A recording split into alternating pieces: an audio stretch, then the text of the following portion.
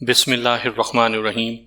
سامعین کرام، آپ سن رہی ہیں جیمز ہیڈلی چیس کی کہانیوں کے اردو ترجموں میں سے ایک اردو ترجمہ چوتھا یکا، جس کو اردو میں ترجمہ کیا ہے سراج الدین شیدہ نے، اور یہ اس سلسلے کی قسط نمبر 6 ہے۔ مجھے امید ہے آپ کو میری یہ کاوش پسند آ رہی ہوگی۔ آپ نے اگر ابھی تک میرا چینل کہانی گھر سبسکرائب نہیں کیا تو ابھی میرے چینل کو سبسکرائب کر کے بیل نوٹیفیکیشن آن کر لیجئے تاکہ آنے والی ہر نئی کہانی کی اطلاع بر وقت آپ تک پہنچ سکے۔ اس کی طرف بغور دیکھتے ہوئے ہیلگا کو یوں لگا جیسے اس نے گھونگے پر نمک چھڑک دیا ہو۔ لمحہ بھر میں لوری کے گرد ایک خول سا بن گیا ہو، چہرہ ہر قسم کے تاثرات سے عاری ہو گیا، اور چیونگم چبانے کے لیے نئے انداز نے ہیلگا پر واضح کر دیا کہ اس خول کو توڑ کر اندر جھانکنا اس کا کام نہیں۔ وہ رکھائی سے بولا، پتہ نہیں میڈم۔ کیا تم نے پوچھا نہیں؟ اس سے بات نہیں ہو سکی۔ اس کے ایک دوست سے بات ہوئی تھی، اس نے بس یہ بتایا کہ رون جیل سے آ گیا ہے۔ ہیلگا نے ناخوشگوار انداز سے کندھے اچکائے۔ وہ اس پر اعتماد نہیں کرتا تھا، اور کرتا بھی کیوں؟ سرنگ سے گزرتے ہوئے چند منٹ صرف ہوئے جب ہیلگا نے سرنگ کا دوسرا دہانہ دیکھا تو بولی، آگے سڑک بڑی پیچیدہ اور خطرناک ہے، مگر میں اس کے پیچ و خم سے اچھی طرح واقف ہوں۔ اب کار میں چلاؤں گی۔ جیسے تمہاری خوشی میڈم۔ ہیلگا نے گیس ظاہر کرنے والے گیج کی طرف دیکھا۔ یہاں سے کچھ ہی دور ایک سروس اسٹیشن ہے، وہاں سے گیس لینے کے بعد گاڑی سنبھالوں گی۔ بہت اچھا میڈم۔ سرنگ کے دہانے سے 10 کلومیٹر کے فاصلے پر سروس اسٹیشن دکھائی دیا اور لوری نے کار لے جا کر پمپ کے قریب روک دی۔ پھر وہ نیچے اترا اور ہیلگا سرک کر ڈرائیونگ سیٹ پر پہنچ گئی۔ اتنے میں سروس اسٹیشن کا خدمتگار اپنی پناہ گاہ سے نکل کر وہاں آ گیا۔ ہیلگا نے اسے ٹینکی بھرنے کا حکم دیا۔ لوری کار کا چکر لگا کر مسافروں والی نشست پر آ بیٹھا۔ ہیلگا نے کہا، اسے 30 فرینک ادا کر دو۔ لوری نے چونک کر پوچھا، کیا کہا میڈم؟ اس کی آواز میں تعجب اور بوکھلاہٹ محسوس کر کے ہیلگا نے بل کھا کر اس کی طرف دیکھا تو لوری نے فوراً نگاہیں چرا لیں۔ وہ تیزی سے بولی، میں نے کہا ہے کہ اسے 30 فرینک ادا کر دو۔ لوری نے بے چینی سے پہلو بدلا۔ معاف کرنا میڈم، میرے پاس 30 فرینک نہیں ہیں۔ یہ کہتے ہوئے شرمساری سے اس کا چہرہ سرخ ہو چکا تھا۔ ہیلگا نے ہاتھ اٹھا کر کچھ کہنا چاہا، مگر پھر اپنے آپ کو سنبھال کر ہاتھ گرا لیے اور ایک سرد آہ بھرتے ہوئے بولی، بہت اچھا لوری۔ پھر اس نے اپنے بیگ کھولا اور سروس اسٹیشن کے ملازم کو 27 فرینک گیس کی اجرت اور 1 فرینک ٹپ کا کل 28 فرینک ادا کر دیے۔ عجیب سی ذہنی کیفیت میں اس نے گیئر بدلا اور کار کو چوڑی اور پیچ دار پہاڑی سڑک پر لے آئی۔ جب سروس اسٹیشن نگاہوں سے اوجھل ہو گیا تو ہیلگا نے پہاڑ کے دامن میں مناسب جگہ پا کر کار روک لی۔ انجن بند کرنے کے بعد اس نے سگریٹ کیس میں سے ایک سگریٹ سلگا لیا اور بولی، لوری، میں چاہتی ہوں معاملہ صاف ہو جائے۔ لوری نے کن اکھیوں سے اس کی طرف دیکھا۔ کیا کہا میڈم؟ میں وضاحت چاہتی ہوں۔ میں نے بون میں تمہیں 300 مارک دیے تھے، کھانے کا بل بمشکل 20 مارک بنا ہوگا، سو تمہارے پاس لگ بھگ 280 مارک بچے تھے۔ پھر میں نے بیسل میں کپڑوں کے لیے تمہیں 1500 فرینک ادا کیے تھے۔ تم نے کہا تھا کہ اس میں سے بھی کافی رقم بچی ہے۔ تم نے 2 مرتبہ یہ بھی بتایا ہے کہ تم کسی سے نقدی نہیں لیتے، اور اب گیس کی اجرت ادا کرنے کے لیے تمہارے پاس 30 فرینک بھی نہیں نکلے۔ کیا تم نے سب رقم گنوا دی؟ متامل سے انداز میں لوری نے اپنے جبڑے کو سہلایا، پھر سر ہلاتے ہوئے بولا، ہاں میڈم، یہی بات ہے۔ چند لمحوں کے لیے ہیلگا اسے بٹر بٹر گھومتی رہی۔ یہ سادہ سی وضاحت اس کے ذرا پلے نہ پڑی تھی۔ بالآخر وہ بولی، مگر اتنی رقم آخر کیسے کھو گئی لوری؟ وہ چیونگم کی جگالی کرتا رہا اور ہیلگا اس کی پیشانی پر پسینے کے قطرے ابھرتے دیکھتی رہی۔ بس ایسے ہی کھو گئی میڈم۔ کیا تمہیں یقین ہے کہ تمہارا یہ اہم کانہ جواب مجھے مطمئن کر دے گا؟ تیز اور مشکل آواز میں کیے گئے اس سوال پر وہ بدک کر اینٹ سا گیا، تاہم ہمیشہ جبڑے ہلاتے ہوئے خاموشی سے سڑک پر برف دیکھتا رہا۔ کوئی جواب نہ پا کر حتی الوسع اپنی آواز نرم کرتے ہوئے ہیلگا نے کہا، یہ کچھ کم رقم نہیں تھی کہ تم یوں ہی کھو دیتے۔ لوری، بتاؤ یہ رقم کہاں گئی؟ وہ اب بھی خاموش بت بنا بیٹھا رہا۔ اگر وہ ٹوپی پہنے ہوئے ہوتا تو ہیلگا کو یقین تھا کہ ٹوپی ضرور استوار کرتا۔ لوری، ہیلگا نے اپنی آواز میں اور بھی نرمی سمو دی، مہربانی کر کے میرے سوال کا جواب دو۔ کیا گزشتہ شب یہ رقم کسی عورت نے تم سے لے لی ہے؟ مضطرب ہو کر لوری کا جسم حرکت میں آیا، پھر سر ہلا کر وہ بولا، ہاں میڈم، ایسا ہی ہوا ہے۔ ہیلگا کو پچھلی شام کے وہ کربناک اور دلدوز لمحات یاد آ گئے جب اسے بتایا گیا تھا کہ لوری کہیں باہر گیا ہوا ہے۔ ان لمحات کی یاد آتے ہی فرتے اندوز سے ہیلگا کی قوت گویائی سلب ہو کر رہ گئی اور چند سیکنڈ تک وہ کچھ نہ کہہ سکی۔ بالآخر اس نے اپنے آپ کو سنبھالا اور مجروح سی آواز میں بولی، تمہیں عورت کی ضرورت تھی اور تم اس سردی اور برف باری میں کوئی عورت ڈھونڈنے باہر چلے گئے تھے؟ یہ ٹھیک ہے۔ ہاں میڈم، یہی بات ہے۔ ہیلگا نے اپنی آنکھیں سختی سے بند کر لیں۔ اس کے ہاتھ مٹھیوں کی صورت میں بھیج چکے تھے۔ خاصی دیر تک گمبھیر اور بوجھل سا سکوت طاری رہا، پھر وہ پوچھنے لگی، مجھے تفصیل بتاؤ۔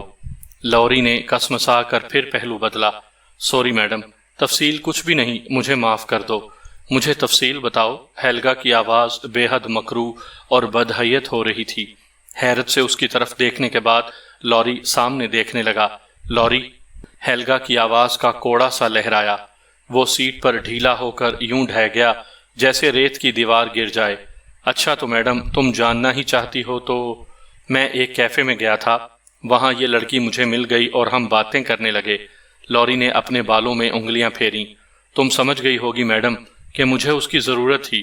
پھر ہم دونوں اس کے گھر گئے، وہاں اس کی ایک سہیلی بھی تھی۔ وہ چپ ہو کر چند لمحوں تک شیشے میں سے برف کی گرتی ہوئی سفید سفید کلیاں دیکھتا رہا، پھر بیان جاری رکھتے ہوئے بولا، ان دونوں نے مجھ پر خوب ہاتھ صاف کیے۔ جب میں واپس ہوٹل آیا تو میرے پاس 5 فرینک بھی نہیں تھے۔ 2 لڑکیاں؟ ہیلگا نے ایک تھر تھراتی ہوئی سانس لی۔ احمق اور نادان خوبصورت لڑکے تم مجھے بلا معاوضہ حاصل کر سکتے تھے اور زیادہ مزے سے رات گزار سکتے تھے۔ ہیلگا نے گاڑی کو حرکت دینے کے لیے گیئر بدلتے ہوئے پوچھا، میرا اندازہ ہے کہ ان لڑکیوں سے تمہیں تلخ تجربہ ہوا ہوگا، ہے نا؟ ہاں، شاید یہی بات ہے میڈم، شاید عورتوں کو سنبھالنے کا طریقہ مجھے نہیں آتا۔ لوری نے یہ جملے اس بے چارگی سے ادا کیے اور کچھ اس طرح مایوس اور دل گرفتہ دکھائی دے رہا تھا کہ ہیلگا کو اس پر رحم آنے لگا۔ وہ متضاد سے جذبات کی گرفت میں پہاڑی سڑک کے پیچ و خم طے کرتی رہی اور پھر بیلنزونا کی خطرناک ترین دشوار گزار ڈھلوان شروع ہو گئی۔ ہیرمن رالف سردیوں کا 1 مہینہ سوئٹزرلینڈ میں گزارنے کا بڑا دل دادا تھا۔ پہاڑیوں کی برف پوش چوٹیاں اور لامحدود وسعتوں تک پھیلا ہوا نیلا آسمان اس کے ذوق نظارہ کے لیے بہترین تسکین کا سامان فراہم کیا کرتا تھا۔ اس نے جھیل کے پاس کسٹاک نولا کی رہائش گاہ لوگانو کے قصبے کے قریب خرید رکھی تھی اور اسے اپنی ضروریات کے مطابق آراستہ و پیراستہ کرنے کے بعد فروری کا مہینہ وہ وہیں بسر کیا کرتا تھا۔ یہ رہائش گاہ 15 سال پہلے ایک فلم ڈائریکٹر نے تعمیر کروائی تھی۔ ان دنوں عمارتی زمین کی قیمت اور عمارتی سامان کے نرخ بڑے معقول ہوا کرتے تھے۔ رہائش گاہ ایک بڑے ہی موزوں مقام پر پہاڑ کے پہلو سے چپکی ہوئی دکھائی دیتی تھی۔ اس کے گرد 8 فٹ بلند 4 دیوار بنائی گئی تھی۔ عمارت سے خوبصورت جھیل کا بیشتر حصہ اور اس کے کنارے بنا ہوا خواب گوں گاؤں صاف دکھائی دیتا تھا۔ عمارت کافی وسیع رقبے پر پھیلی ہوئی تھی اور اس میں گرم پانی کا تالاب، بلوری آنگن، کھیلوں اور فلم دیکھنے کے کمرے کے علاوہ وہ تمام اشیاء ضرورت موجود تھیں جن کا خواب ایک کامیاب فلم ڈائریکٹر دیکھ سکتا تھا۔ عمارت میں 4 کاروں کے لیے ایک گیراج بھی تھا اور گیراج کے اوپر سٹاف کوارٹر بنے ہوئے تھے۔ ہر سال فروری کے مہینے سے پہلے ہیلگا سوئٹزرلینڈ آیا کرتی تھی اور شوہر کے وارد ہونے سے پہلے ضروری سامان اور ضروری مرمت کا انتظام کیا کرتی تھی۔ پھر ہیلگا کی طرف سے اطلاع پانے پر اس کا شوہر ہینکل کی میت میں چلا آیا کرتا تھا۔ ہیرمن رالف کے لیے ہینکل بڑے کام کا آدمی تھا۔ وہ 15 سال سے ہیرمن کی ملازمت میں تھا اور ہیرمن کا خاص خدمتگار، نرس اور سبھی کچھ تھا۔ شکل و صورت اور ڈیل ڈول کے لحاظ سے وہ کسی انگریز اسکف سے متشابہ دکھائی دیتا تھا۔ گول گپا، سر سے گنجا اور کانوں کی لوؤں پر سفید بالوں کی لٹیں جھول کر اس کے سرخ و سفید چہرے کی نرمی اور لطافت میں اضافہ کرتی رہتی تھیں۔ انداز و اطوار کے لحاظ سے وہ ریشم کی طرح ملائم اور ہموار تھا اور صرف اسی وقت جواب دیتا جب اسے مخاطب کیا جاتا۔ کارگزاری کے لحاظ سے ہر کام میں بڑا ہوشیار اور مستعد۔ عمر 50 سال تھی اور معمر دکھائی دینے کے باوجود بڑا پھرتیلا اور قوی الجثہ شخص تھا۔ ہرمن رالف سے شادی کے بعد ہیلگا اس سے بے حد متاثر ہوئی تھی۔ اسے جلد ہی معلوم ہو گیا کہ ہینکل ہمیشہ خوب سے خوب تر کا متلاشی رہتا ہے۔ ادنا درجے کی چیزیں اور طور اتوار وہ پہلی ہی نظر میں مسترد کر دیا کرتا تھا۔ شادی کے 2 ماہ تک ہیلگا کو یوں محسوس ہوتا رہا جیسے وہ خاموشی سے اس کا مطالعہ کر رہا ہے اور اسے پرکھ رہا ہے۔ اس خاموش مطالعہ اور پڑتال نے ہیلگا کو کافی ہراساں کر دیا تھا، مگر 2 ماہ گزرنے کے بعد ہیلگا کو گمان ہوا کہ وہ ہینکل کے معیار پر پورا اتری ہے۔ اس نے ہیلگا کی صلاحیتوں کو اپنی صلاحیتوں کی طرح بے مثل قرار دے دیا ہے اور اسے بطور سیکٹری اور رالف کی بیوی کے قبول کر لیا ہے۔ اس قبولیت کا ہیلگا کو اس دن پتہ چلا جب ہیلگا کی خوابگاہ میں باقاعدگی سے پھول رکھے جانے لگے اور اسی طرح کی اور ایسی باتیں ہونے لگیں جو ہینکل کی خوشنودی اور رضامندی کا مخصوص اظہار تھی، اور اب بھی ہیلگا سے بے نیاز اور الگ تھلگ رہتا۔ لیکن جب دونوں کی نگاہیں چار ہوتی تو ہینکل کی نگاہوں میں سے شفقت اور مروت جھلکتی دکھائی دیتی۔ لوگانوں کی طرح گاڑی ہانکتے ہوئے وہ سوچ رہی تھی کہ 3 دن بعد اس کا شوہر اور ہینکل وارد ہونے والے ہیں۔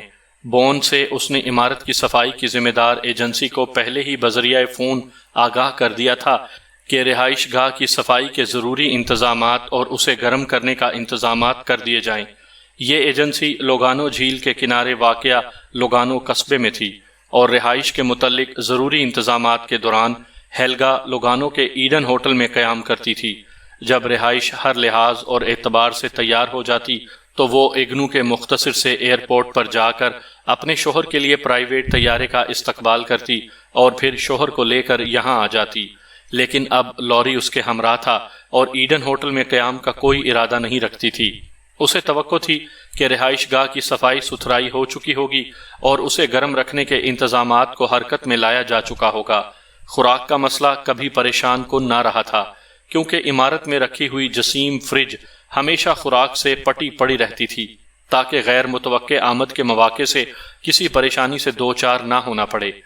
اس خلوت گاہ میں لوری کے ساتھ 3 دن گزارنے کے تصور میں ایسی رنگینی تھی کہ ہیلگا بار بار بے چین ہو جاتی تھی۔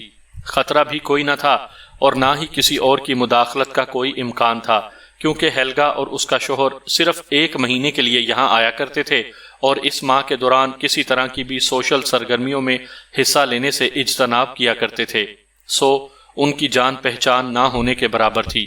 ہیلگا کو پورا یقین تھا کہ ان 3 دنوں میں وہ لوری کے ساتھ کھیل کھیلتی رہے گی اور کوئی بھی بھویں اچکا کر دیکھنے والا نہ ہوگا۔ اسے توقع تھی کہ 2 بجے تک وہ اس رہائش گاہ میں پہنچ جائے گی۔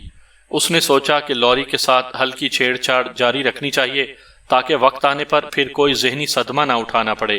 لازم ہے کہ نرم وتیرہ اختیار کیا جائے، کیونکہ یہ لڑکا عجیب و غریب تضادات کا مجموعہ ہے۔ ہیلگا کو 2 لڑکیوں کا خیال آیا۔ ان دونوں نے مل کر لڑکے کی خواہشات کا سوتا خشک کر کے رکھ دیا ہوگا۔ ممکن ہے موجودہ موڈ میں وہ ایک معمر عورت سے تسکین حاصل کرنے کا کوئی ارادہ نہ رکھتا ہو، مگر نہیں، اس قد کاٹھ کا تندرست و توانا لڑکا توانائیوں کے غیر مستحکم ذخیرے سمیٹے رکھتا ہے، تاہم محتاط ہو کر قدم اٹھانا ہوگا۔ اب گاڑی اس تنگ اور ٹیڑھی میڑھی سڑک پر لہراتی جا رہی تھی جو لوگانو کی جھیل کے پاس سے گزرتی تھی۔ اس نے اچانک پوچھا، لوری مجھے بتاؤ آئندہ تمہارا کیا پروگرام ہے؟ لوری نے یوں حیران ہو کر اس کی طرف دیکھا جیسے اپنے پہلو میں اس کی موجودگی سے ہی بے خبر تھا۔ میرا پروگرام میڈم؟ وہ دیر تک چیونگم کو جبڑوں میں حرکت دینے کے بعد دوبارہ بولا، میرا خیال ہے کوئی ملازمت ڈھونڈ لوں گا۔ کیا تمہیں یقین ہے کہ ملازمت مل جائے گی؟ ہاں یقیناً، میں پہلے کئی جگہ کام کر چکا ہوں، اب بھی کوئی نہ کوئی کام مل ہی جائے گا، مگر کام کرنے کے لیے یہاں اجازت نامہ درکار ہوتا ہے۔ کیا واقعی؟ اس نے اپنے مضبوط اور جسیم کندھے اچکا کر کہا، تو پھر پہلے اجازت نامہ حاصل کرنا بھلا کیا مشکل ہوگا؟ اس پر اعتماد انداز پر اپنے جذبات چھپانے کے لیے ہیلگا کو کافی کوشش کرنی پڑی۔ پھر وہ انتہائی ملائمت سے بولی، میرا خیال ہے تمہیں معلوم نہیں تم کیا کہہ رہے ہو۔ سوئٹزرلینڈ میں ورک پرمٹ حاصل کرنا بڑا مشکل کام ہے۔ لوری سنو، میں تمہاری مدد کرنا چاہتی ہوں۔ میں جانتی ہوں کہ کسی سے مفت رقم لینا تمہیں گوارا نہیں، لیکن قرض لینے پر تمہیں کوئی اعتراض نہیں ہونا چاہیے۔ میں تمہیں کچھ رقم بطور قرض دے دوں گی، اس رقم سے شاید تم ورک پرمٹ حاصل کر سکو اور پھر جب تمہارا جی چاہے یہ رقم واپس کر دینا۔ لوری نے بصورت انکار سر کو حرکت دی۔ بہت بہت شکریہ میڈم، تمہاری اس تجویز کے لیے بہت بہت شکریہ، لیکن میں یہ تجویز نہیں مان سکتا۔ میں خود ہی رقم کا کہیں نہ کہیں سے انتظام کر لوں گا۔ میرے بوڑھے باپ کو اگر پتہ چل گیا کہ میں نے کسی سے رقم لی ہے تو وہ چابک سے میری چمڑی ادھیڑ کر رکھ دے گا۔ لیکن تمہارے باپ کو کیسے معلوم ہو سکتا ہے جب تک تم خود نہ بتاؤ؟ ہیلگا نے یوں کہا جیسے کسی معصوم بچے کو سمجھا رہی ہو۔ وہ اتنی دیر تک خاموش رہا کہ ہیلگا حسرت سے اس کی طرف دیکھنے پر مجبور ہو گئی۔ وہ خالی خالی نگاہوں سے آگے جانے والی ایک کار کو گھور رہا تھا۔ چیونگم چبانے والا اس کا چہرہ کسی گہرے خیال میں ڈوبا ہوا تھا۔ یہ دیکھ کر ہیلگا نے فیصلہ کیا کہ جلدی نہیں کرنی چاہیے اور سہج پکے سو میٹھا ہو کہ مقولے پر عمل کرنا چاہیے۔ اب گاڑی لوگانوں کے وسط میں گنجان ٹریفک میں گھری ہوئی آہستہ آہستہ حرکت کر رہی تھی۔ آخر کار وہ بولا، میڈم تم ٹھیک کہتی ہو، جب تک میں نہ بتاؤں میرے بوڑھے باپ کو معلوم نہیں ہو سکتا، مگر میں اس خیال سے پریشان ہوں کہ شاید میں تمہاری رقم واپس نہ کر سکوں۔ پہلے ہی تم مجھ پر بہت رقم صرف کر چکی ہو۔ ان باتوں پر پریشان ہونا میرے ذمہ رہنے دو۔ وہ اب مسرور تھی کہ لوری کی ہٹ دھرمی اور ضد کا خول توڑ کر وہ اس تک پہنچنے میں کامیاب ہو رہی تھی۔ دیکھو لوری، میرے لیے مال و دولت کی کوئی اہمیت نہیں، میرے پاس کافی سے زیادہ دولت ہے، اور جب میں کسی پر خرچ کر کے اس کی مدد کرتی ہوں تو اس سے مجھے دلی خوشی ہوتی ہے۔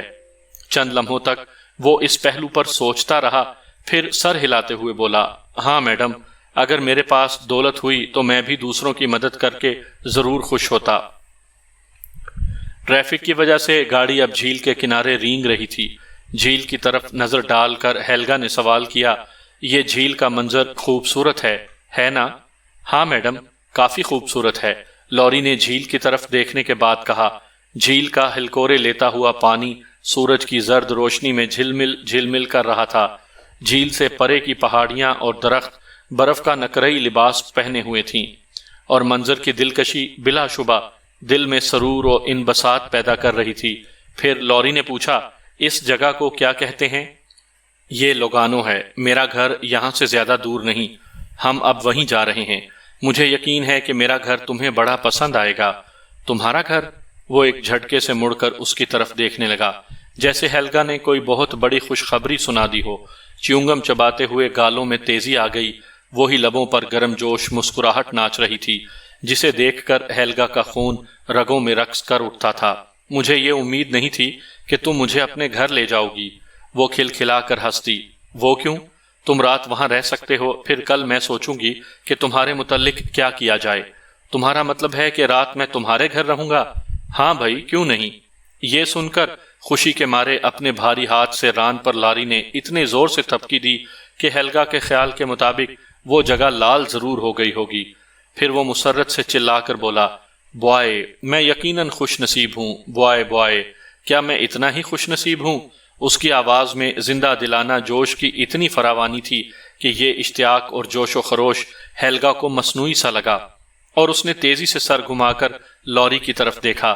بے شک بلکہ خوف کا ایک لمحاتی ابال ہیلگا کے ذہن میں بگولے کی طرح اٹھا، مگر اگلے ہی لمحے جب لوری نے دوستانہ انداز سے مسکرا کر اس کی طرف دیکھا تو شکوک اور خوف کا یہ بادل تیزی سے غائب ہو گیا۔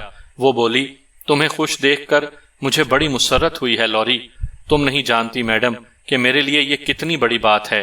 لوری نے جواب دیا، میں پریشان تھا کہ اتنی سردی میں رات کہاں گزاروں گا، کوئی ایسی جگہ سجھائی نہ دے رہی تھی جہاں ٹھکانہ کر سکوں اور رات آرام سے سو سکوں۔ تم میرے ساتھ سو گے، ہیلگا نے یہ سوچتے ہوئے کہا۔ اس بات کی ذرا فکر نہ کرو لوری۔ اس کا جی چاہا کہ لوری کے ہاتھ پر ہاتھ رکھ دے، مگر اس نے ایسا کرنے سے اپنے آپ کو باز رکھا۔ کسی بات پر پریشان ہونے کی ضرورت نہیں، میں جو تمہارے ساتھ ہوں۔ ہیلگا مکمل آرام اور سکون سے باہیں اور پاؤں پسارے اپنی خوابگاہ میں کنگ سائز مسہری پر لیٹی ہوئی تھی۔ اس کی برہنگی کو ایک سیاہ ریشمی چادر نے چھپایا ہوا تھا۔ اس نے بڑے اطمینان اور تفاخر سے اپنی خوابگاہ پر نگاہ کی۔ یہ بڑا ہی خوبصورت کمرہ تھا۔ دیواریں خوبانی رنگ کے چرمی گدیلوں، آئینوں اور سفید اون کے قالینوں سے سجی ہوئی تھیں۔ یہ قالین سردی سے بچاؤ کی خاطر چاروں طرف دیواروں پر نصب تھے۔ ان پر خوبصورت مناظر بنے ہوئے تھے۔ کمرے کا فرنیچر شاہ بلوت کی لکڑی کا بنا ہوا تھا۔ مسحری کے مقابل قد آدم آئینہ لگا ہیلگا کو احساس دلا رہا تھا کہ وہ بے حد خوبصورت اور اپنی عمر سے 15 سال کم دکھائی دے رہی تھی۔ یہاں آتے وقت راستے میں وہ ایک ریستوران میں رکے تھے اور وہاں گوشت کی چکنائی والی رانوں اور ٹکڑوں پر مشتمل مرغن سوئس کھانا کھایا تھا، اور پھر وہ سینٹ مارٹنز کی بڑی سڑک پر سے ہوتے ہوئے گھر آ گئے تھے۔ گھر دیکھتے ہی لوری نے جو رد عمل ظاہر کیا تھا وہ ہیلگا کے لیے بڑا مسرت بخش رہا تھا۔ بھاری شاہ بلوت کا دروازہ کھولنے سے لے کر لابی اور کمرے دیکھنے تک ہر مرحلے پر لوری نے اتنی حیرت اور استعجاب کا اظہار کیا تھا کہ ہیلگا کے ذہن میں وہ منظر گھوم گیا جب وہ پہلی مرتبہ یہاں وارد ہوئی تھی، اور اسی طرح حیران اور پریشان ہو کر رہ گئی تھی۔ آس پاس دیکھتے ہوئے لوری کی آنکھیں چمچمائی جا رہی تھیں۔ تو یہ ہے گھر، لگتا ہے جیسے کوئی فلم دیکھ رہا ہوں۔ پہلے یہ ایک کامیاب فلم ڈائریکٹر کی ہی ملکیت تھا۔ کوٹ اتار دو لوری اور آرام سے گھومو پھرو۔ ایک کے بعد دوسرے کمرے کا سامان آرائش دیکھتے ہوئے حیرت سے لوری کے منہ سے ایک سسکی سی نکلتی جا رہی تھی۔ وہ پھٹی پھٹی آنکھوں سے درون خانہ بنا ہوا گرم پانی کا تالاب دیکھتا رہا، پھر بیرونی تالاب کی نفاست پر بھی وہ کم حیران نہیں ہوا۔ بڑا سا چبوترا نما آنگن اور اس کے گرد شیشے کی دیواریں، اور یہاں سے لوگانو جھیل کا منظر بھی لوری کو مرقع حیرت بنانے کا باعث ثابت ہوا۔ آہستہ آہستہ نئی چیزیں دیکھ کر اس کی سسکیاں تھم گئیں اور دم بخود ہو کر نئی اشیاء سے متعارف ہونے لگا۔ فلم کے کمرے میں 20 خوبصورت اور دیدہ زیب نشستیں سجی ہوئی تھیں اور سامنے وسٹا ویژن سکرین لگی ہوئی تھی۔ بعد میں تو یہ حالت ہو گئی کہ 4 خواب گاہیں اور ان سے ملحق غسل خانوں کا ساز و سامان دیکھ کر بس وہ ٹکر ٹکر گھورتا رہا۔ مان ہیلگا کو احساس ہوا کہ آسائشوں اور آرام بخش ساز و سامان کی یہ نمائش اس پر منفی اثرات مرتب کر رہی تھی۔ ابھی اور بھی بہت سی چیزیں دکھانے کو تھیں۔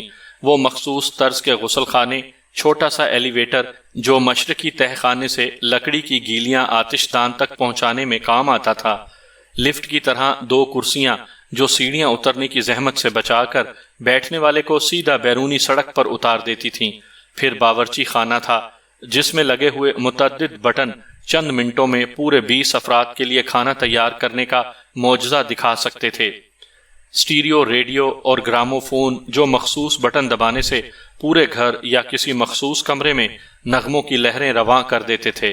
ہر کمرے میں رنگین ٹی وی سیٹ، فریج اور ایسے اسپیکر نصب تھے جن کی تاریں ٹیلی فون سے منسلک تھیں۔ ان کے توسط سے کسی بھی کمرے میں بیٹھے بٹھائے دنیا کے کسی بھی شہر سے رابطہ قائم کرنا بے حد سہل اور آسان تھا۔ ان میں ایسے ننھے سے لاؤڈ سپیکر نصب تھے جن کی مدد سے ٹوکیو میں بیٹھے کسی شخص سے سانس لینے کی آواز بخوبی سنی جا سکتی تھی۔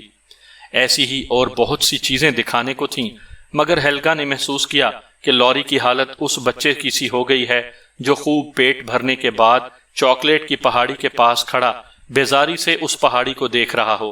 کثرت نظارہ نے لوری کے اعصاب کو بری طرح جھنجھوڑ کر رکھ دیا تھا۔ ہیلگا نے اچانک ٹھہر کر کہا، اب تمہیں تمہارا کمرہ دکھاتی ہوں، قریب ہی ہے۔ اس نے ایک دروازہ کھولا اور ایک ملفوف راہداری میں گزر کر ایک اور دروازے پر پہنچی۔ اس دروازے کا قفل کھولنے کے بعد چند سیڑھیاں عبور کیں اور ایک ایسی راہداری میں پہنچی جس میں 3 دروازے کھلتے تھے۔ پہلا دروازہ ہینکل کے کمرے کا تھا، دوسرا دروازہ غسل خانے کا تھا اور تیسرا دروازہ ایک چھوٹے سے کمرے کا تھا جو شاذ و نادر ہی استعمال میں آتا تھا۔ ہیلگا نے اس کمرے کا دروازہ کھولتے ہوئے کہا، یہ تمہارا کمرہ ہے، کچھ دیر آرام کر لو، نہانے کے لیے غسل خانہ ساتھ ہی ہے، میں جا کر سامان کھولتی ہوں اور لباس بدلتی ہوں، گھنٹہ بھر میں تمہیں فون کروں گی اور اس دوران گھومنا پھرنا چاہو تو تمہاری خوشی۔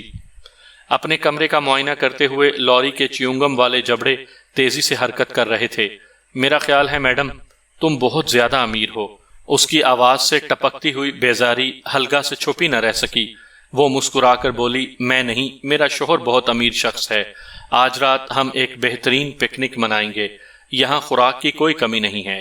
وہ مڑی اور اس کے قریب سے ہیجانی حالت میں گزر کر واپس ہو گئی۔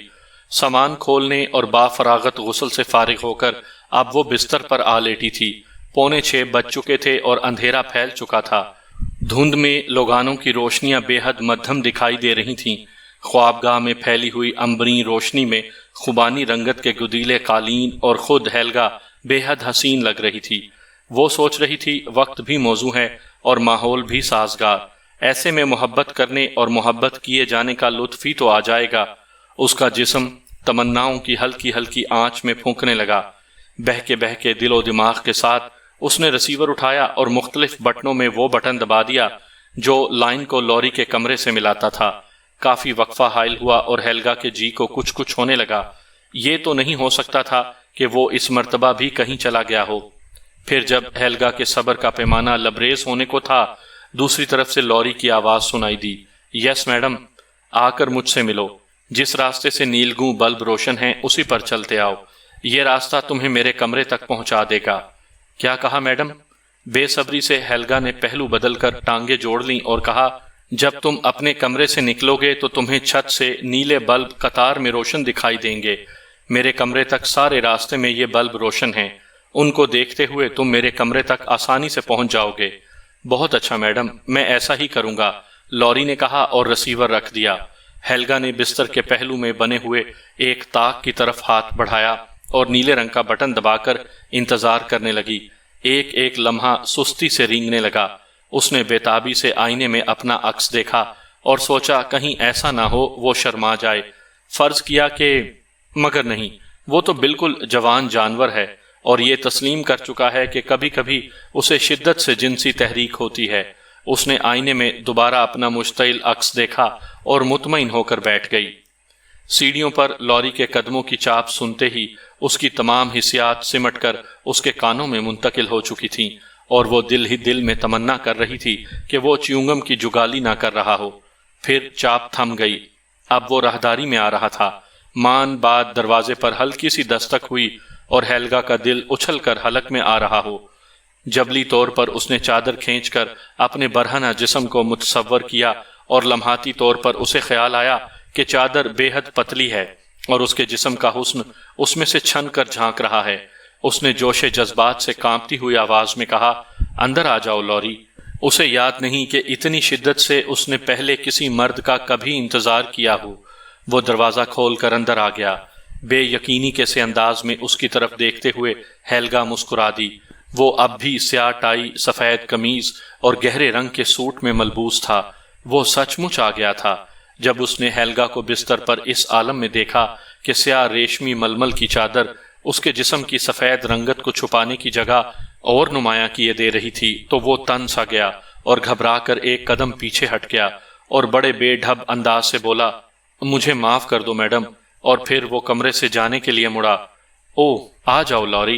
गैर इरादी तौर पर उसने झल्लाकर तेज आवाज में कहा, दरवाजा बंद कर दो। उसने आहिस्ता से दरवाजा बंद किया और फिर धीरे धीरे मुड़कर उसकी तरफ देखा। मान बाद उसने नजरें चुरा लीं। तुम इतने शर्मा क्यों रहे हो? तुम और मुझसे? ये कहते हुए हेल्गा ने सोचा कि अगर मैं नाकाम रही तो मर जाने का मुकाम होगा मेरे लिए। नहीं मैडम, यहाँ आओ। वो एक एक कदम उठाता हुआ बिस्तर के करीब आ गया और कुछ देर तक उसे घूरने के बाद बोला, मैडम, तुम बेहद खूबसूरत हो। मैंने इतनी खूबसूरत औरत कहीं नहीं देखी। इस बेसाख्ता और सादा सी तारीफ ने हेल्गा को सर से पांव तक नादीदा आग के शोलों में झोंक दिया। उसने बेइख्तियार हाथ बढ़ाया और जैसे ही लॉरी ने हाथ थामा, हेल्गा ने उसे बिस्तर पर खींचते हुए कहा, तुमने बहुत ज्यादा लिबास पहन रखा है लॉरी। और फिर वो उसकी टाई को खोलने लगी।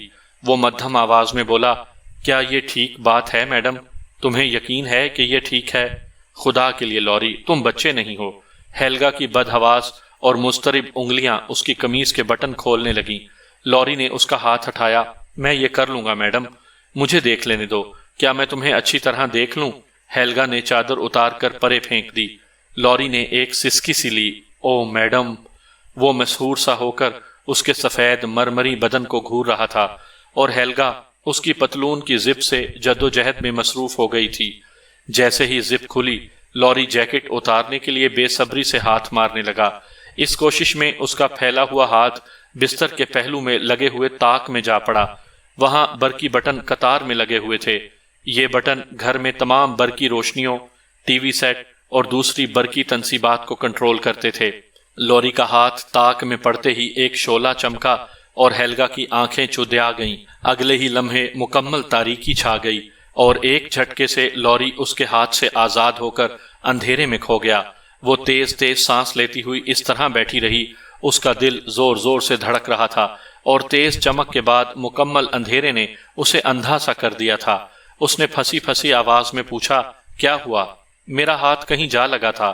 اندھیرے میں لوری کی آواز قدرے دور سے سنائی دی، میرا خیال ہے فیوز اڑ گیا ہے، میں ابھی اسے ٹھیک کر دوں گا، تم ٹھہرو۔ لوری، گولی مارو فیوز کو، ادھر آؤ، اس نے اندھیرے میں گھورتے ہوئے کہا۔